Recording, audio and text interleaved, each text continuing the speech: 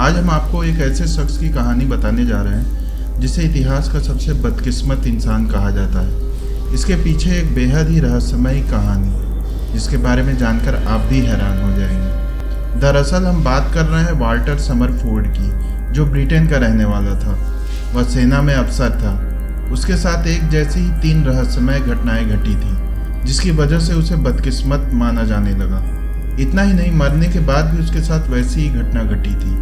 Walter Summerford के साथ पहली घटना साल 1918 में घटी थी, जब विश्व युद्ध के समय उसकी तैनाती बेल्जियम में थी। एक दिन वह घुड़सवारी कर रहे थे, तभी उनके ऊपर बिजली गिर गई। उसकी वजह से उनके कमर के नीचे के पूरे शरीर में लकवा मार गया।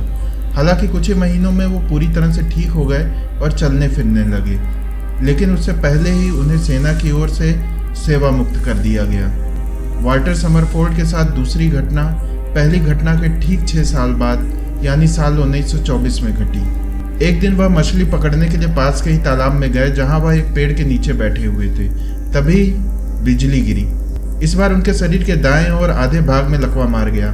हालांकि चमत्कारिक रूप से वह 2 साल में ही फिर से पूरी तरह ठीक हो गए और घूमने फिरने लगे। दूसरी घटना के ठीक 6 साल बाद यानी साल 1930 में वाल्टर समरफोर्ड के साथ फिर से उसी तरह की घटना घटी। वो एक पार्क में टहल रहे थे और खूबसूरत नज़ारों का आनंद ले रहे थे। तभी अचानक मौसम खराब हो गया और आसमान में काले काले बादल छा गए। इसी बीच एक कड़कड़ाती हुई बिजली उनके ऊपर गिरी।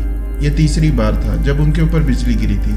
हालांकि इसके बावजूद उन्होंने 2 साल तक अपनी ज़िंदगी के साथ संघर्ष किया, लेकिन आखिरकार वह ज़िंदगी की जंग हार गए और 1932 में उनकी मौत हो गई। आकाशीय बिजली ने उनके मरने के बाद भी उनका पीछा नहीं छोड़ा और साल 1936 में उनकी कब्र के ऊपर एक बार फिर बिजली गिरी, जिससे उनकी कब्र के ऊपर लगाया गया पत्थर टूट फूट गया। यह घटना भी तीसरी घटना के ठीक 6 साल बाद घटी थी।